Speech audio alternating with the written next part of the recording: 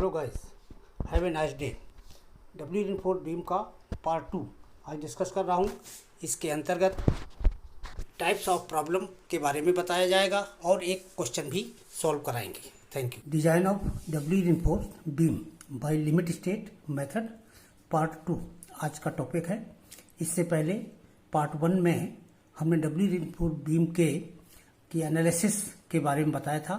उससे रिलेटेड सारे फार्मूलों का डेरिवेशन किया था और कंसेप्ट समझाया था कि किस प्रकार से डब्ल्यू इन्फोर्ड बीम के क्वेश्चन सॉल्व किए जाएंगे और उनमें किससे किन किन फार्मूलों का प्रयोग होगा।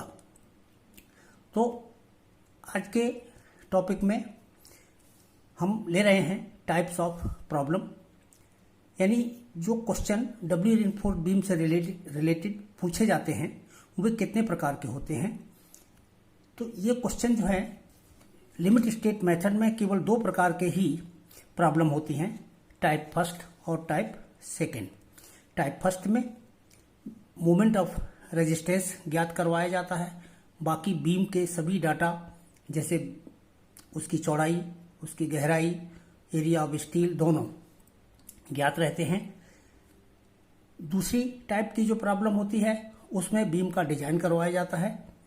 बीम के डिजाइन करवाने से यहाँ पर तात्पर्य है कि एरिया ऑफ टेंसाइल स्टील और एरिया ऑफ कंप्रेशन स्टील इन दोनों की मात्रा ज्ञात करनी है। बीम का साइज डब्ल्यू इन्फोर्ड बीम के केस में पहले से सीमित होता है, यानी दिया हुआ होता है, क्योंकि उसकी सीमा पहले ही निर्धारित कर दी जाती है कि बीम की गहराई इससे ज़्यादा हम नहीं रख सकते। तो ये 2 तरह की प्रॉब्लम्स हैं। आज हम इसमें टाइप फर्स्ट प्रॉब्लम को सबसे पहले टेकअप ले रहे हैं। टाइप फर्स्ट प्रॉब्लम क्या होती है, इसमें क्या क्या डाटा दिए रहते हैं। गिवन डाटा में इसकी चौड़ाई दी रहती है, इसकी गहराई दी रहती है और एरिया ऑफ टेंसाइल स्टील दिया रहता है, एरिया ऑफ कंप्रेशन स्टील दिया रहता है। ये डाटा दिए रहते हैं। इसके बाद इस बीम में पूछा जाता है MU की वैल्यू, मोमेंट ऑफ रेजिस्टेंस। तो इस तरह की जो टाइप फर्स्ट की प्रॉब्लम है इसको सॉल्व करने के लिए हम किन स्टेप्स में इसकी एनालिसिस करेंगे वो स्टेप्स की चर्चा हम करते हैं। तो स्टेप्स में सबसे पहला स्टेप होता है D'/D का रेशियो सबसे पहले ज्ञात करें। इसमें D' क्या होती है, कंप्रेशन स्टील के सेंटर से बीम के टॉप तक की दूरी, यानी टॉप इफेक्ट ऊपर फलक पर कितना इफेक्टिव कवर है वही हमारा D' है। और इफेक्टिव डेप्थ आप लोग जानते हैं। तो इन दोनों का जो रेशियो है वो ज्ञात कर लें। रेशियो ज्ञात करने के बाद फिर FSC की वैल्यू, कंप्रेशन स्टील में प्रतिबल कितना उत्पन्न हुआ है उसका मान, यानी FSC ये ज्ञात कर लें। इसके लिए हमने पिछले हमारे वीडियो में डिटेल में समझाया हुआ है, आप वहाँ से अगर आपने नहीं देखा है तो फिर से देख सकते हैं। और इसके बाद हम FCC, कंप्रेशन स्टील के लेवल पर जो कंक्रीट है उसमें कितना प्रतिबल उत्पन्न हो रहा है वो वैल्यू FCC है।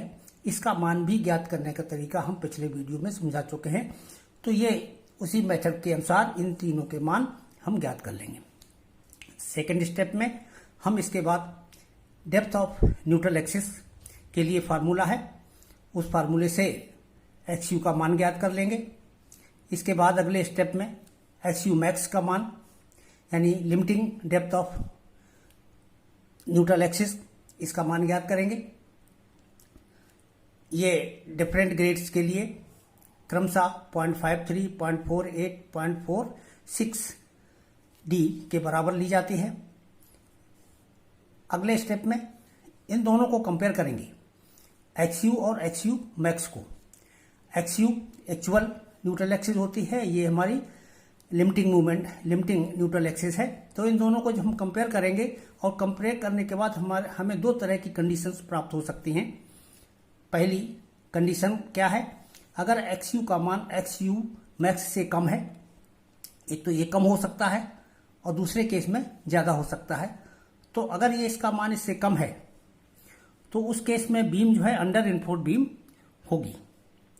ये अंडर इन्फोर्ड बीम की, सिंगली इन्फोर्ड बीम में भी यही शर्त थी कि अगर XU की वैल्यू जो है HU मैक्स से कम है तो ये अंडर इन्फोर्ड बीम होती थी।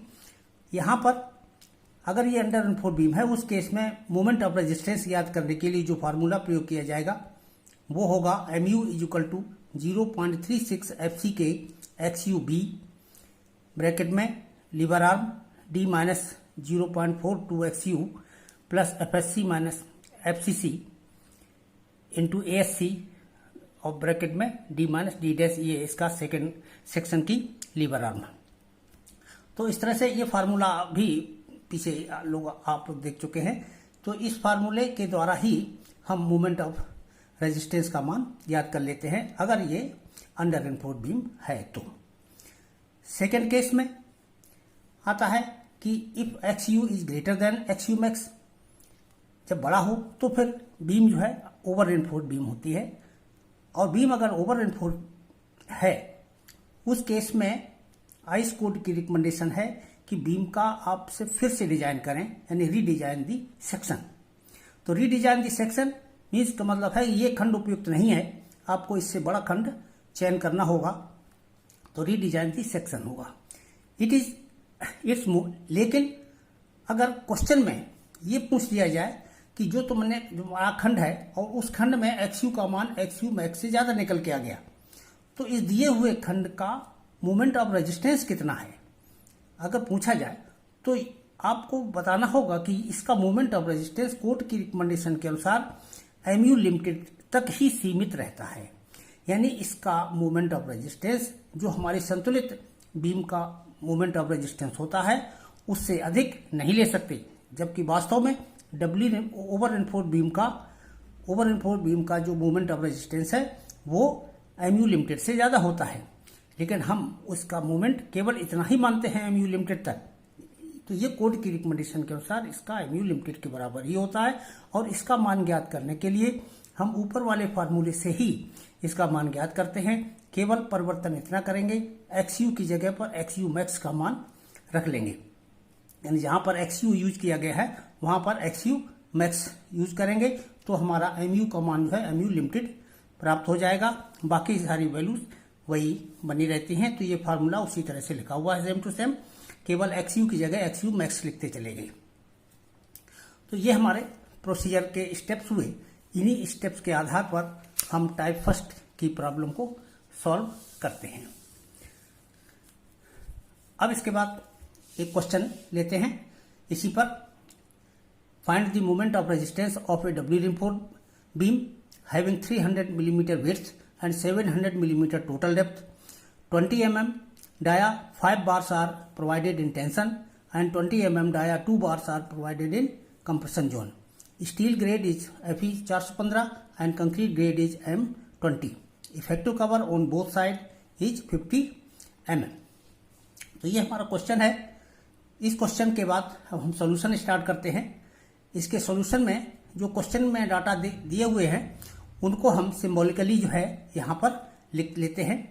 स्मॉल बी यानी बीम की चौड़ाई, क्रॉस सेक्शन, तो बीम की चौड़ाई B equal to 300 millimetre, total depth capital D equal to 700 millimetre, D dash यानी टॉप कवर ये हमारा 50 मिलीमीटर, FC के ये कंक्रीट का ग्रेड है 20 न्यूटन पर mm स्क्वायर, FY ये स्टील का ग्रेड है ये 415 न्यूटन पर mm स्क्वायर। इसके बाद टेंसाइल स्टील AST का मान हम निकालेंगे। हमको छड़ें दी हुई हैं, 5 छड़ें थी 20 mm डाया की, तो 20 mm डाया का जो एरिया होता है वो 314 मिलीमीटर स्क्वायर होता है।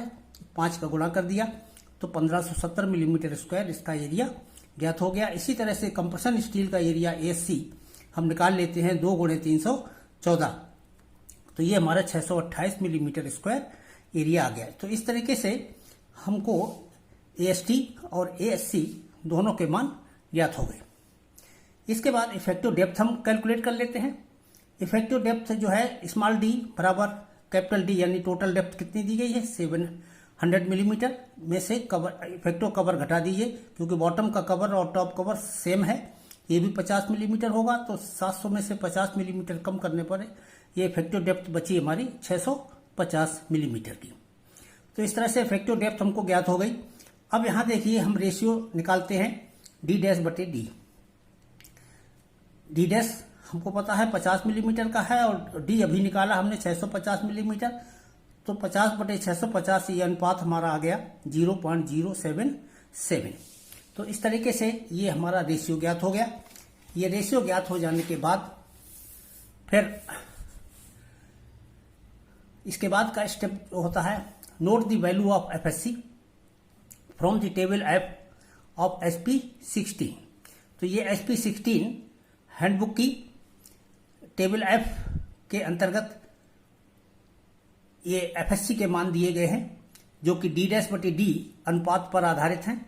इसको हम अपने पार्ट 1 के वीडियो में अच्छी तरह से समझा चुके हैं। टेबल भी उसमें आप लोगों को दिखाई थी। तो ये उसी के द्वारा हम जब हमको इसका मान मालूम है अनुपात का, तो एफएससी की वैल्यू टेबल से देख लेते हैं।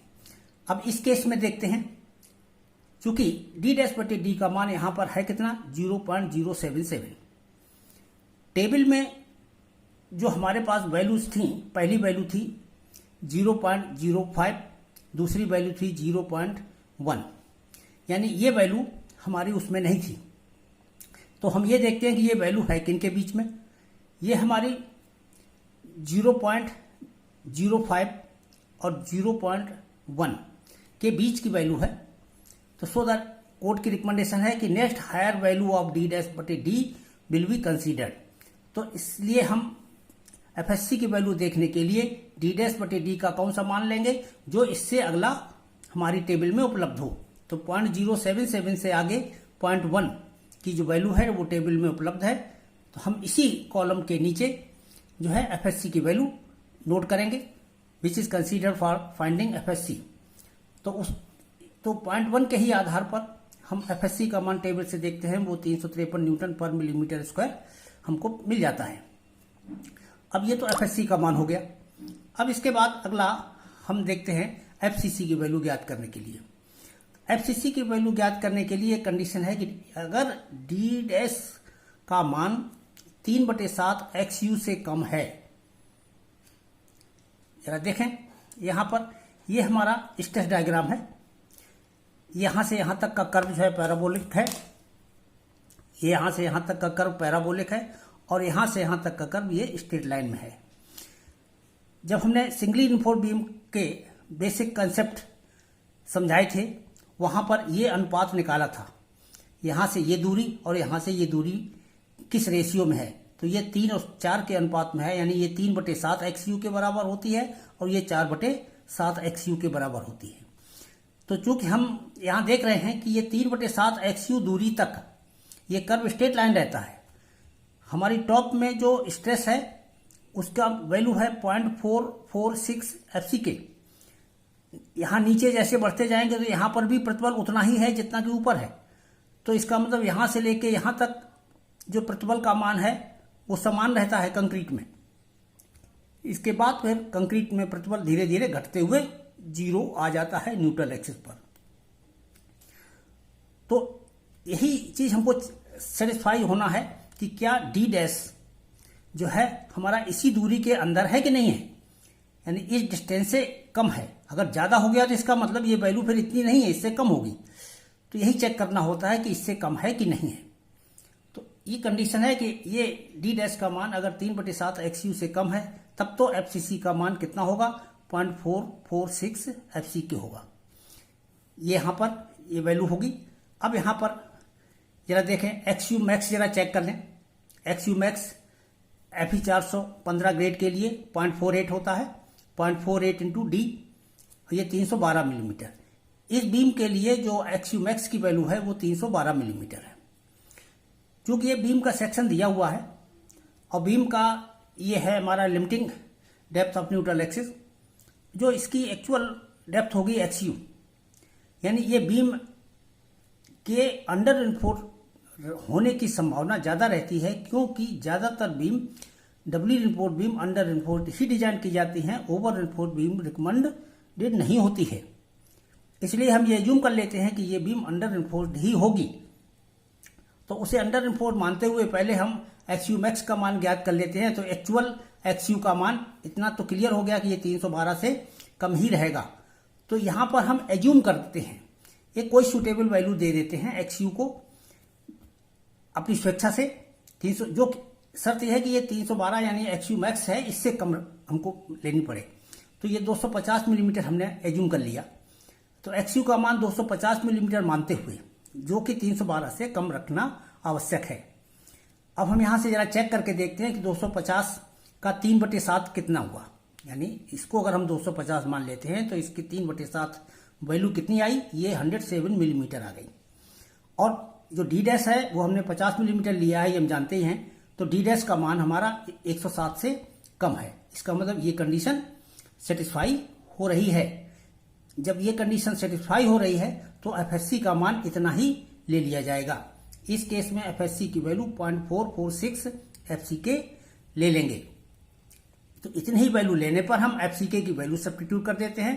यहाँ पर 20 वैल्यू है और 20 वैल्यू जब हमने सब्स्टिट्यूट किया तो ये सॉल्व होकर के आ गया 8.92 न्यूटन पर मिलीमीटर स्क्वायर। तो ये एफसीसी की वैल्यू ज्ञात हो गई। अब हमारे पास एफसीसी ज्ञात हो गया, एफएससी ज्ञात हो गया। उसके बाद डेप्थ ऑफ न्यूट्रल एक्सिस देखते हैं। डेप्थ ऑफ न्यूट्रल एक्सिस में एक्सयू का ये फार्मूला हम नोट कर लेते हैं। 0.87 FY into AST minus FSC minus FCC into ASC बटे 0.36 FCK इंटू B। इस फार्मूले में हम सारी वैल्यू सब्स्टिट्यूट करते हैं। FY का मान 415 दिया हुआ है, AST का मान 1570 ये हम निकाल चुके हैं, FSC का भी निकाला है 353 और FCC की वैल्यू 8.92 अभी ऊपर ज्ञात की है। तो ये वैल्यू सारी सब्स्टिट्यूट कर दी। ASC का मान भी दिया हुआ है, FCK की वैल्यू भी ज्ञात है और बीम की चौड़ाई ये 300 मिलीमीटर है। यानी सारे डाटा हमको इसमें ज्ञात हैं। तो इन्हीं सब ज्ञात डाटा के आधार पर हम इसको सॉल्व करते हैं और सॉल्व करने से हमें एक्सयू का मान जो है 162.4 मिलीमीटर प्राप्त हो जाता है। तो इस तरह से हमने ये वैल्यू प्राप्त कर ली। जब हमने जैसे ही एक्सयू का मान प्राप्त किया, हमने वहां एज्यूम क्या किया था, एक्सयू का मान हमने 250 मिलीमीटर एज्यूम किया था। देखें अभी पिछले एक्सयू की वैल्यू कितनी एज्यूम की थी, 250 मिलीमीटर, और उसी का 3/7 निकाल करके हमने डी डैश को उससे कम दर्शाया था। अब यहां पर वास्तव में हमारी एक्सयू की वैल्यू आई 162.4 आई। तो इसमें यहां पर फिर से एक बार वही चेक हम लगा लेते हैं। 162.4 का 3/7 इसको सॉल्व किया। ये सॉल्व करने से 69.6 मिलीमीटर आया। इसका मतलब डी डैश की वैल्यू जो है हमारी 69.6 मिलीमीटर से भी कम है। तो यहां पर भी ये हमारी कंडीशन सेटिस्फाई हो रही है, इसलिए हमारा एग्जाम्पशन जो है वो ओके था। यानी गणना जो हमने मान लिया है कि एफसीसी की वैल्यू 0.446 एफसीके ली जाएगी, वो कंसेप्ट सही निकला, तो वो वैल्यू सही है। अब इसके बाद अगले स्टेप में limiting depth of neutral axis हम दोबारा लिख लेते हैं। ऊपर भी हमने एक बार निकाल चुके हैं। Limiting depth of neutral axis एक्सयू max बराबर 0.48 इंटू 650 बराबर 312 मिलीमीटर। और इसके बाद इन दोनों को कंपेयर करते हैं, एक्सयू और एक्सयू मैक्स को। हम यहां पर देखते हैं एक्सयू हमारा कितना है, 162.4 मिलीमीटर है और एक्सयू मैक्स 312 है। तो एक्सयू का मान एक्सयू मैक्स से कम है। जब कम होता है उस केस में बीम कैसी होती है, अंडर रिइंफोर्स्ड बीम होती है। तो ये बीम अंडर रिइंफोर्स्ड है और अंडर रिइंफोर्स्ड बीम के केस में मोमेंट ऑफ रेजिस्टेंस जो है एमयू जो है इस फार्मूले से निकाला जाता है। अभी पीछे भी वही बता चुके हैं, उसी फार्मूले को हमने नोट कर लिया यहाँ पर और इस फार्मूले में सारी वैल्यू सब्स्टिट्यूट कर दी। एफसी के 20 रख लिया, एक्सयू का मान ये 162.4 रख लिया, बी 300 रख लिया, डी 650 रख लिया, एक्सयू यही 162.4 रख लिया। सारी वैल्यू वही अभी हम ज्ञात कर चुके हैं, सब सब्स्टिट्यूट करते जाइए। ये हमारा सॉल्व होकर के वैल्यू आ गई न्यूटन मिलीमीटर में। इसको हमने किलो न्यूटन मीटर में कन्वर्ट कर लिया तो 333.7 किलो न्यूटन मीटर में ये हमारा मोमेंट ऑफ रेजिस्टेंस ज्ञात हो गया। और यही हमारी रिक्वायरमेंट थी क्वेश्चन की, क्वेश्चन में यही पूछा गया था। अब इसके बाद नेक्स्ट स्टेप में हम एक चीज अलग बता रहे हैं, neglecting FCC as compared to FSC. कुछ बुक्स में या कुछ राइटर्स के द्वारा, इवन कोड के द्वारा भी कई स्थानों पर एफसीसी को एफएससी की तुलना में नगण्य मान लिया गया है। तो नगण्य मान लिया गया है, इसका आधार क्या है? इसके लिए हम एक बार फिर अपनी वैल्यू को चेक करते हैं। हमारी एफएससी की वैल्यू 353 है और एफसीसी की वैल्यू 8.92 है। इन दोनों को जरा कंपेयर करें, ये केवल 8.9 यानी लगभग 9 के बराबर है और ये 353 है, तो इसकी तुलना में तो ये बहुत ज़्यादा है। या दूसरे शब्दों में कह सकते हैं कि एफसीसी का मान एफएससी की तुलना में बहुत कम है। तो चूंकि इसका मान इससे बहुत कम है, इसलिए इसको हम इसकी तुलना में निगलेक्ट मान सकते हैं। तो अगर हम निगलेक्ट मान करके गणना करें अपने इस क्वेश्चन में, एफसीसी को निगलेक्ट कर दें, इसका मतलब है कि जहां कहीं भी फार्मूले में एफसीसी आया हुआ है उस एफसीसी की वैल्यू 0 रख लें। तो 0 रख करके जब हम सॉल्व करेंगे तो सबसे पहले हमारी वैल्यू आएगी एक्सयू की। एक्सयू में हमारा एफसीसी आता है, एफसीसी की वैल्यू जो हम 0 रखेंगे, इसको सॉल्व करेंगे और इसको सॉल्व करने से जो हमारी वैल्यू आएगी वो आएगी 159.8 मिलीमीटर। ये आप करके चेक कर सकते हैं। तो ये 159 जबकि जब नेग्लेक्ट नहीं किया है तब हमारी वैल्यू है 162.4 मिलीमीटर। इधर मोमेंट ऑफ रेजिस्टेंस की वैल्यू जो यहां पर निकालते हैं, इसमें फिर हम जो नया हमारा एक्सयू आया है, ये एक्सयू की जगह ये वाली वैल्यू सब्स्टिट्यूट करेंगे और इसमें जहां एफसीसी आया है उसको 0 रख लेंगे। तो इस तरह से ये सब्स्टिट्यूट करते हुए जब हम दोबारा कैलकुलेट करेंगे और कैलकुलेट करने के बाद एमयू ज्ञात करेंगे, तो ज्ञात करने के बाद हमको ये प्राप्त होगा 334.2 किलो न्यूटन मीटर। जबकि जब हमने नेग्लेक्ट नहीं किया था तो हमारा इसका मान आया था 333.7 किलो न्यूटन मीटर। इस तरह से हम यहाँ ये देखते हैं कि इनके मान में कोई विशेष परिवर्तन नहीं आ रहा ज़्यादा, लगभग ये दोनों मान बराबर ही कहे जाते हैं डिजाइन पर्पज में, यानी डिजाइन क्वेश्चंस में। इसी तरीके से एचयू का मान भी लगभग बराबर है, बहुत ज़्यादा डिफरेंस नहीं है।